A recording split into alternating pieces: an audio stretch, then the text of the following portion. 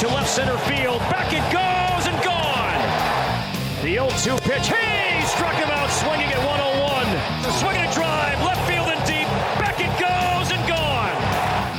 And the Twins walk it off again.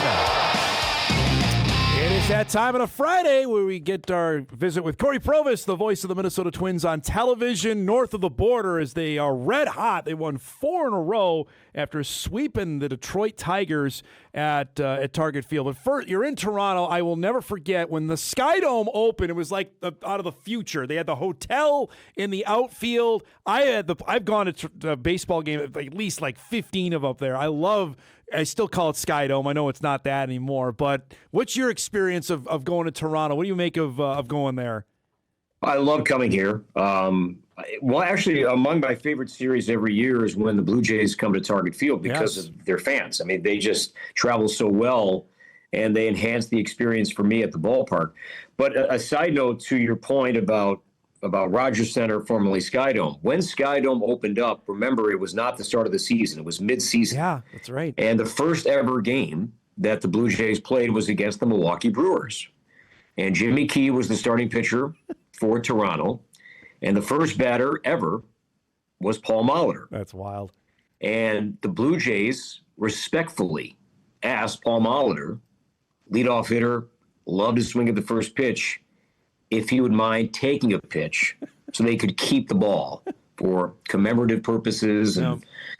And sure enough, Molly was like, wasn't happy about it, but he did. So if you go back and bring up that game, the first pitch that Key throws was a ball. But then there's a guy in a suit that they hand the ball to, and he escapes the dugout. But Molly still had his moment because he got a double that first at bat. But the first pitch, he was not, I don't say allowed to, but he was asked nicely if he would mind just take a pitch and then it'll work out. I'm not saying that Jimmy Key just grooved one into him. Yeah. But Molly still got his double. So Molly's here doing radio for this series, and we're going to tell that story on Twins TV. Nice. And I'm going to sit down with Molly either today or tomorrow, and we're going to air that throughout the weekend as part of our Twins Insider. That's awesome. That's good stuff. The first time I remember seeing the retractable roof close, again, it was like out of the future. Like we never saw anything like that before. Yeah, and that hotel and that's in center field is always packed. Yes. I just kept looking at that place when I was watching the World Series in the postseason. I just can't imagine what those room rates were going for in October last year. It really is. It's a great place. Now, a few years ago, about 10 years ago, the Blue Jays, after that, because this was after Donaldson, after Encarnacion, Bautista, there was a lull around here where you'd come here and it was quiet. They weren't very good. But the last 2 years, they have renovated Rogers Center, Dom, and the lighting is better. There's just more things to see. It's brighter, and it is packed. Yeah. So it's going to be sold out. Even though the Blue Jays aren't playing that well right now, they're all banged up. We'll get to that, but it's going to be sold out. It's going to be awesome. This will be the best experience the Twins have had. Certainly the players have had by far this season. Let's chat about the Minnesota Nine here. They sweep the Tigers. They finish it off yesterday with a thrilling late-inning win with a Brooks Lee hit. What do we make of what we saw this week out of the Twins? I think it's unexpected, and I think anybody who tells you differently is lying. Yeah. When you go into this kind of series, you're 3-6. You lost an extra inning game on Sunday against Tampa Bay. The offense is sputtering. Saturday and Sunday, they had 1 run, 3 hits in both games. And Shelty said post-game Sundays, the offense, we're in the middle right now and just can't sit back and wait. So he changed up his lineup and put Buxton back in the leadoff spot. And Byron scored, 5 or 6 runs against the Tigers this week. But he wasn't alone. I mean, he had a good series. Don't get me wrong. Royce had a good series. Many guys did. Brooks Lee, though, I think he needed that swing yesterday, Dom. It's been a struggle. Batting 160, has not really loved his left-handed swing all year. He's made better contact right-handed. Throwing errors, a couple of fielding errors. You wonder, was he taking his lack of offense out to his position? And I think people that say, no, I don't, I think they're also lying because Brian Dozier told me he did that and then relented, and Trevor Plouffe the same when they were starting out their careers.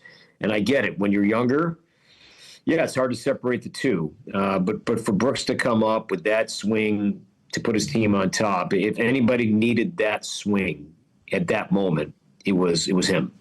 Big time moment there, and to deliver 4 games. I mean, they beat Skubal in the process. I mean, they beat up Skubal on Tuesday night. There's no doubt they got him out of the game in the 5th inning.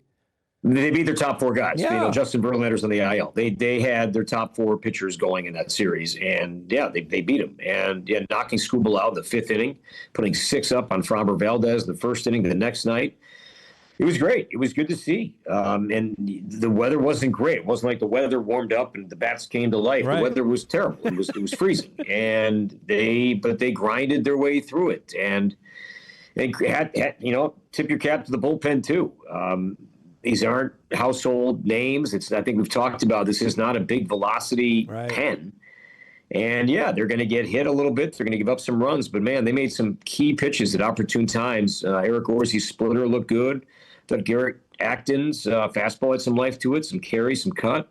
Rogers and Funderburk got some big outs. Yep. I mean, all these guys got some big outs. And that stat that we mentioned at the end of the telecast yesterday, first time ever in Twins history that in the same series, in this case was 4 games, that 4 different pitchers earned a save. Third time since they started tracking the save in 1969. Oh, that's wild. And this happened, period. So certainly a first that we saw the last few days in Twins history. We got to see Mick Abel a little bit at the end of last year. Has he looked any different to you so far in 2026? Got on the plane last night, and I'm with Glenn Perkins on TV this weekend, and Perk was sitting in front of me on the plane. He said, Abel was awesome. Mm-hmm. Like he was watching the game. And so when he says that, it's not just me saying, when an all-star big league pitcher is saying, hey, that was really good stuff. I thought the velocity was great. Yeah. He maintained the velo as well. And it wasn't easy, but he got through it. He had traffic. He had a lot of things happening behind him where he had to pitch himself out of jams. And some of that was his own doing with walks. Yep.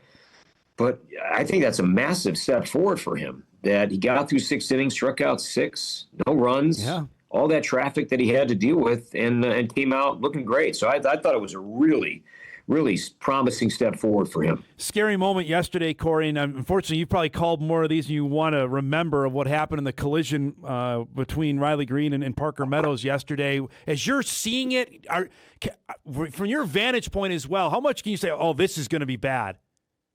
I didn't know that it was that bad watching it live because, so what I do, Dom, a little TV trick here, I go from the field to the monitor a lot, and the monitor just gives me a lot closer look at action.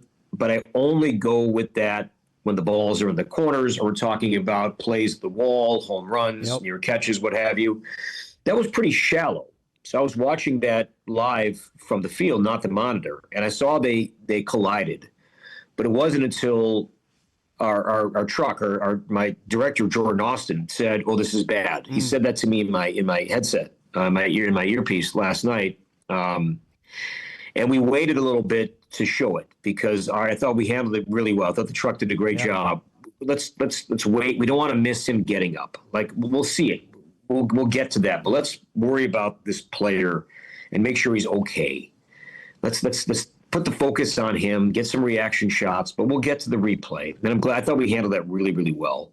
And then once he was up, then we showed the replay, and you could see that the heads collided. Yes. And then Meadows hit the ground really, really hard.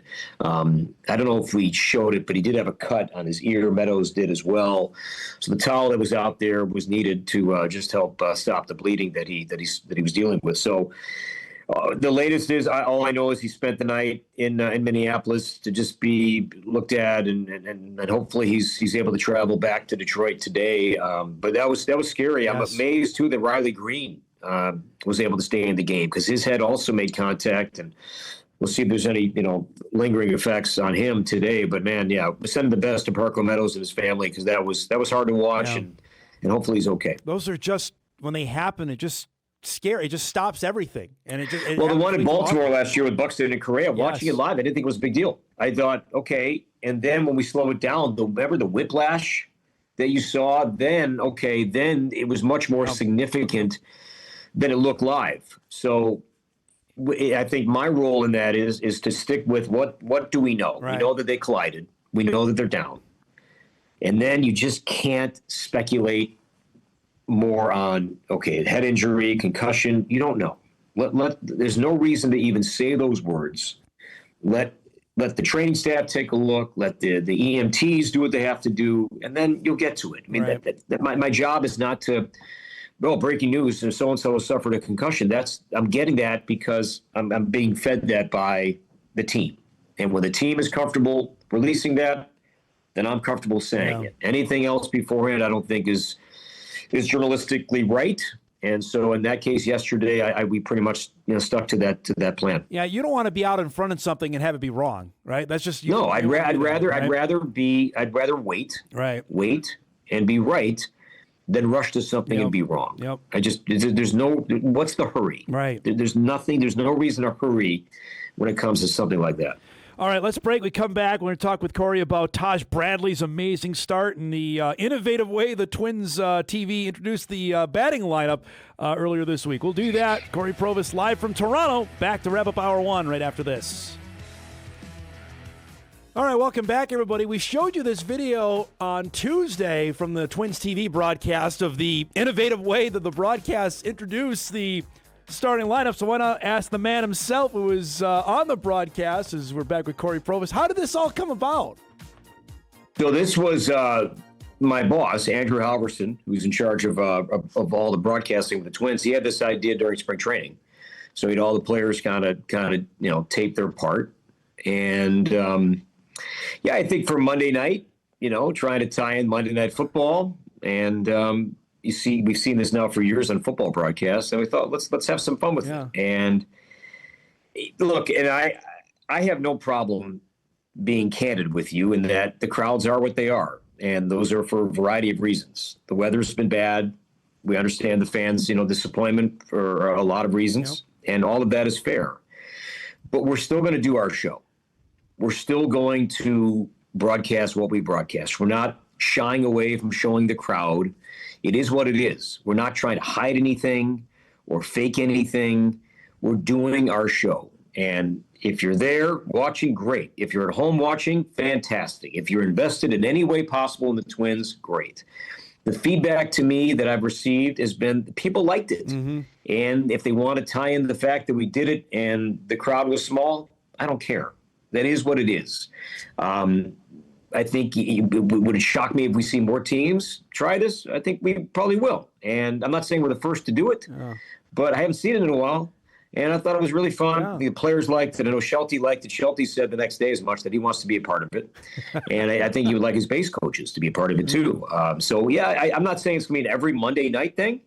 But I'm expecting that we'll bring it back a few more times throughout the season. It was cool. I love the drone shot, and we were talking about it off air. It goes. I mean, there are people there, but it's still you're doing the broadcast, and that's part of the broadcast of telling what's going on. And I would imagine that there are some teams, and going from the top floor, team president, owner, whatever you want. There's going to be like, hey, don't do crowd shots. It doesn't look good. I would imagine that that's a directive that some teams might have.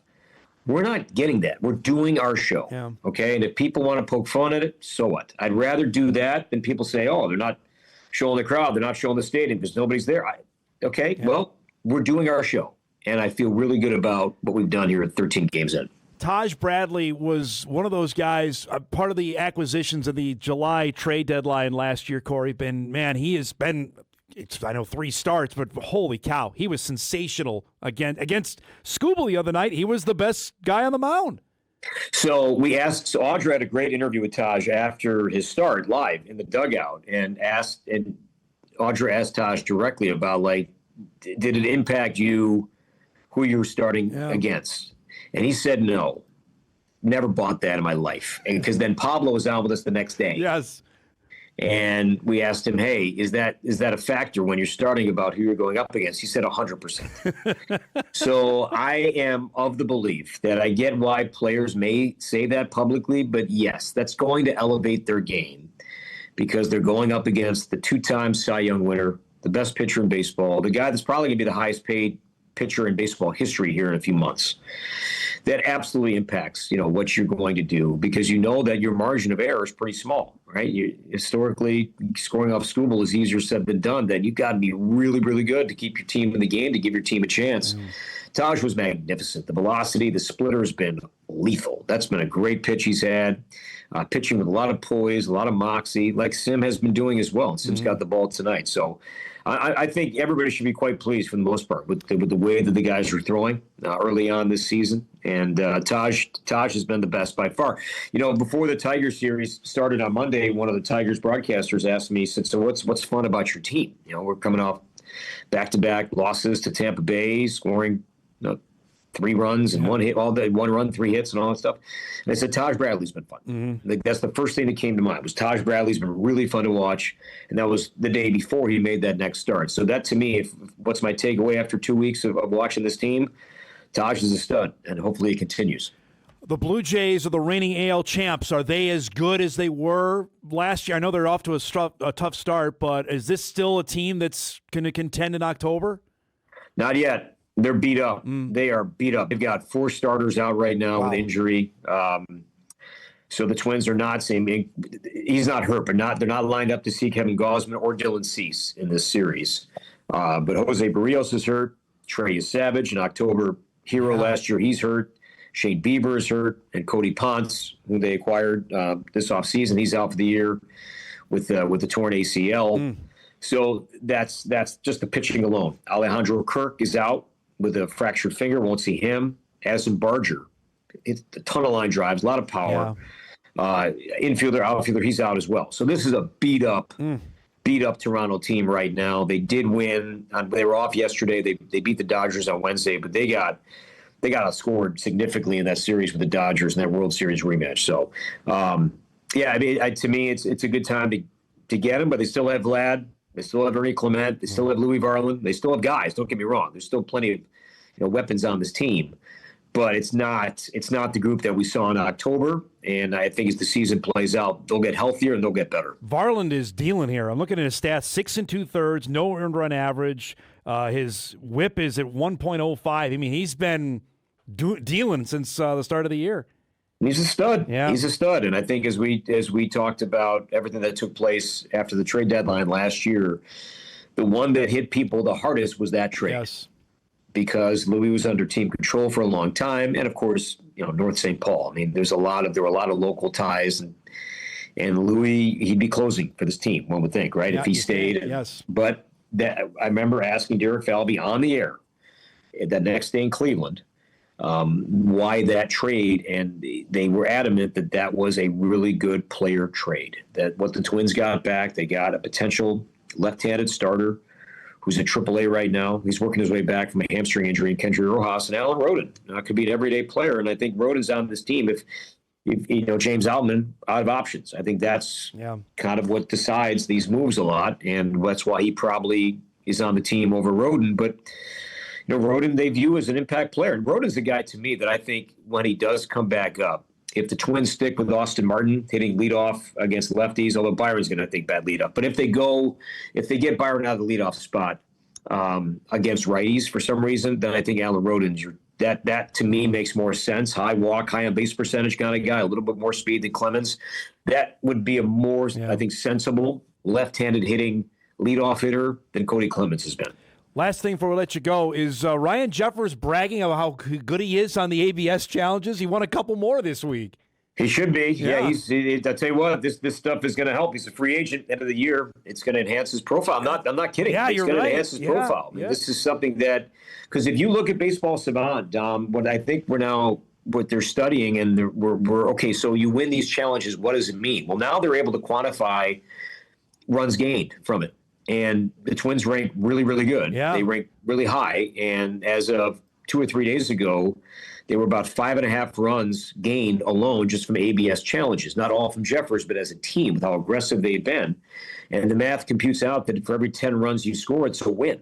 So when the Twins get to runs gained, 10.5, 11, 12, you do the math. Yeah. And that's going to be one win alone can be credited to the fact that they have been aggressive and they've been good with their ABS challenges. So, yeah, I think Jeffers has been fantastic, and that absolutely is enhancing his profile. Yeah.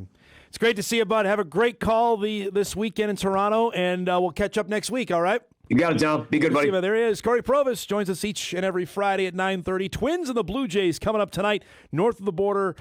First pitch at 6 o'clock. You saw what the Twins starters have done. That might be the other most surprising thing of how the start of the year has gone. The Twins starting pitching has been really, really solid so far. And they're going to throw their two best guys. Ryan and Bradley will go tomorrow and Sunday. Same with Richardson will go tonight. Pat Corbin will be the starter from upstate New York, Baldwinsville, New York, starting for the Blue Jays tonight. I don't even know their second. Scherzer goes on. Eric Lauer will be the starter on Saturday against Minnesota. You've got 6 o'clock tonight, 2 o'clock tomorrow, then 12:30 on Sunday for the 3-game set against the Blue Jays. We'll break. Hour 1 already donezo. We'll start our second hour. You'll meet the newest Bison football commit for the class of 2027. Matamidai's Jake Sokol will join us when Hot Mike returns after this.